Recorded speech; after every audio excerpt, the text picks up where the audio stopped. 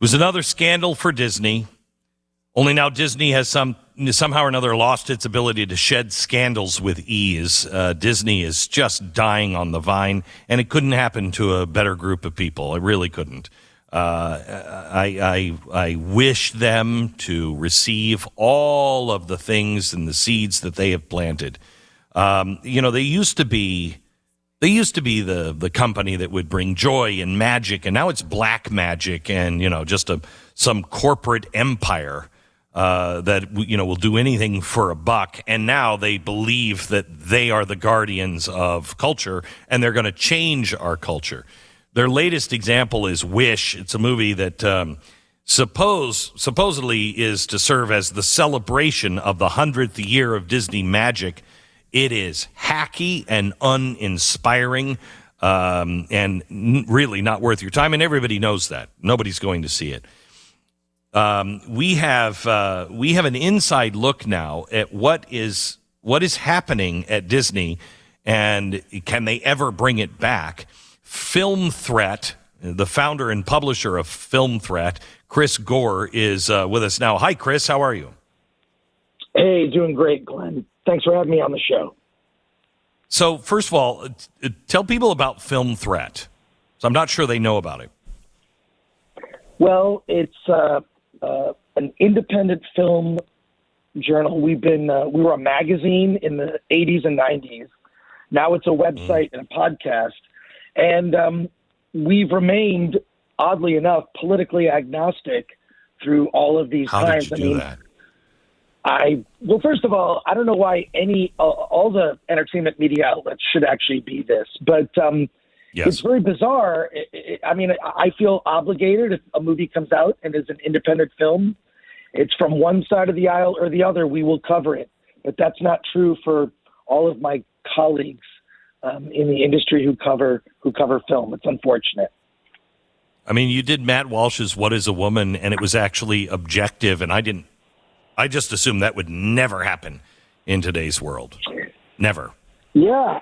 Well, I think it's an important documentary, and I think it's worthy of coverage. And I don't know why it wasn't covered by every media outlet. I think it's an important conversation. But, we'll also cover documentaries about drag queens. So sure. We're all over the place. And I think that's our obligation. We also reviewed Candace Owens' documentary about BLM, which did not get a very favorable review.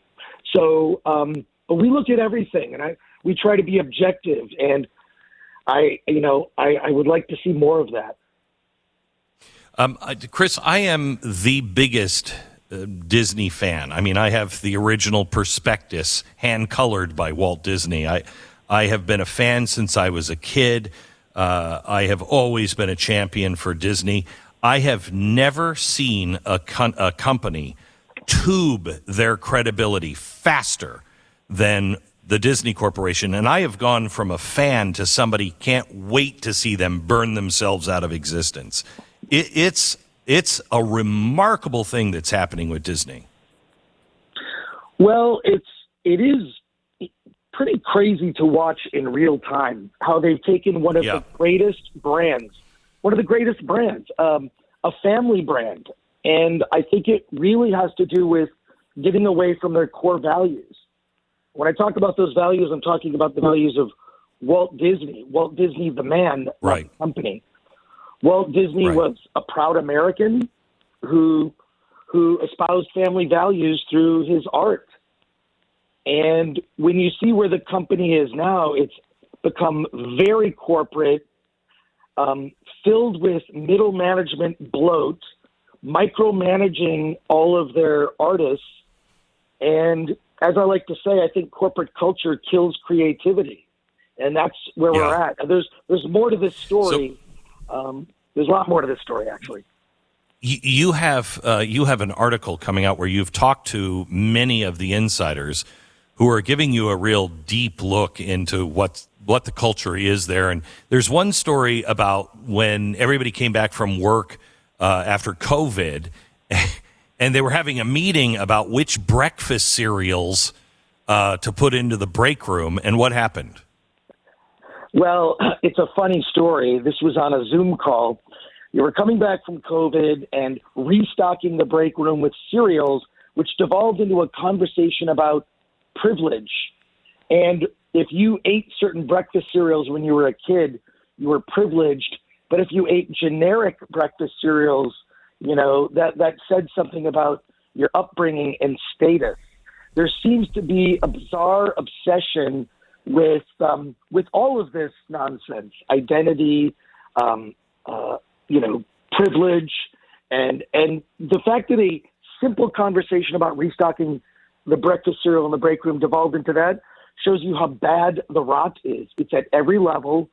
And the keyword that has come up, I'll just say this article we have coming up on the filmthreat.com website, which is being written by my colleague, Alan Ng. We're currently talking to about a dozen current and former employees at Disney, and also people who work in animation. We're calling the series of stories the Disney Files, but the stories we're hearing are fairly shocking. So, but also might not be shocking for anyone that's been paying attention. Not very shocking. Like what? Well, ultimately, there's more specifics to it, but ultimately all of the veteran talent has been driven from the company, starting with John Lasseter. And his departure is not as described in the media. There was much more to it. I believe that certain people felt threatened by John Lasseter, probably because he was the most talented person at the company. Nearly every Pixar film was a home run.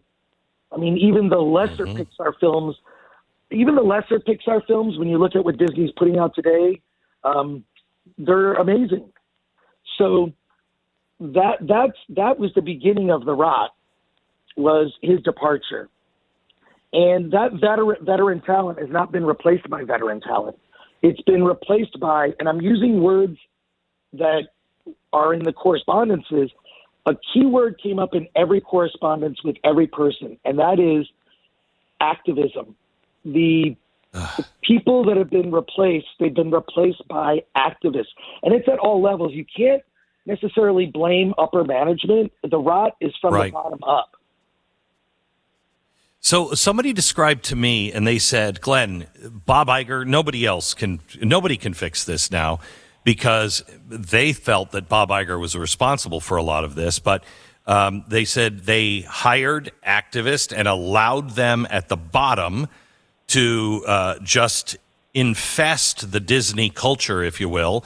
And then it just kept growing stronger and stronger. And now there's really nobody left to hand the company and say, okay, all you guys, shut up, get out of here.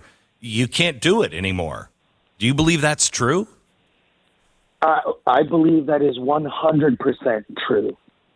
100%. And I think it's just a company culture that's been created, and those that don't agree with the direction of the company have to remain silent and are reprimanded even for espousing certain ideas.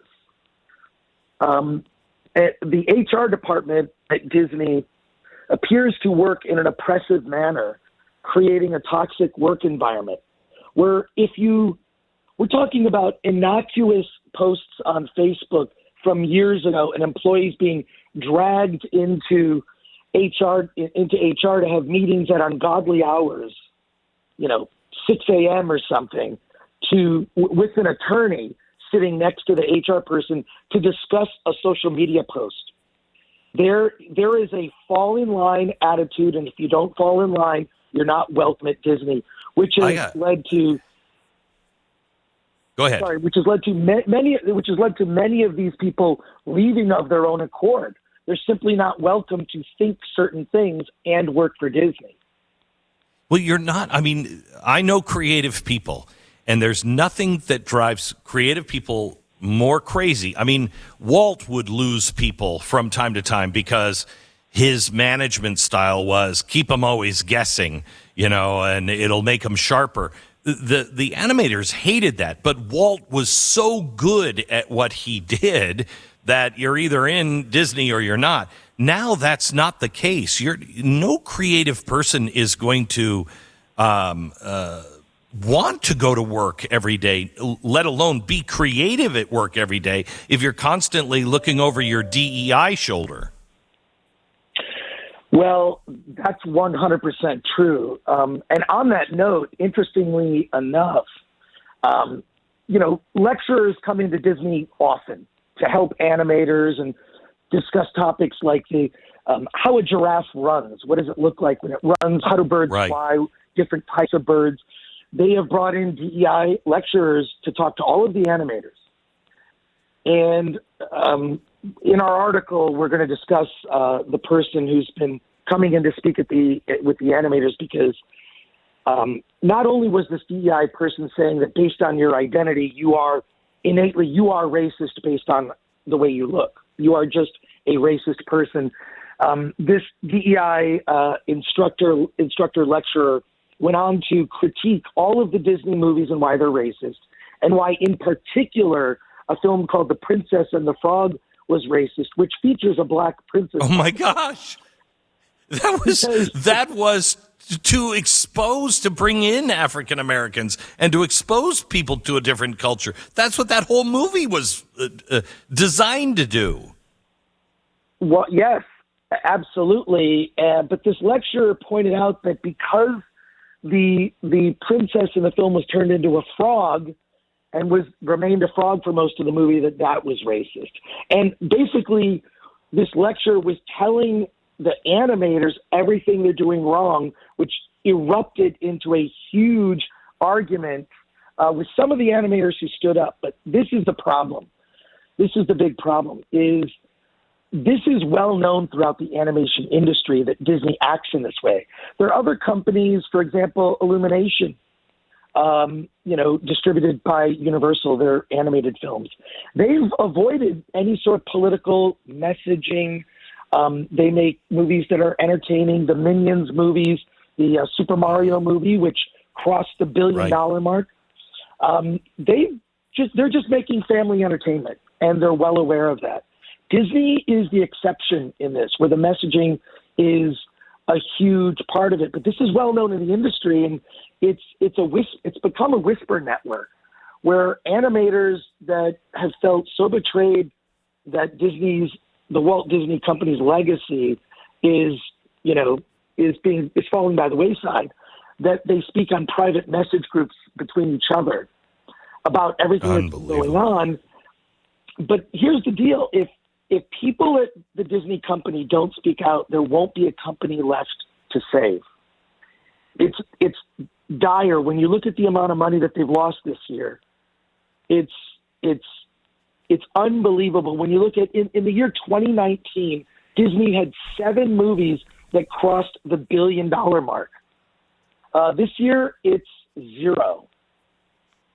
It's unbelievable. It is the fastest. It's the fastest destruction of the greatest brand ever of the 20th century. And you're right. I'm not sure if it's going to make it. Chris, I've got to cut you short, but I apologize for that. I'd love to have you on when the story comes out and spend some real time with you, because I think it's fascinating to see the price that they're paying. Chris Gore, the name of the website is filmthreat.com. Filmthreat.com.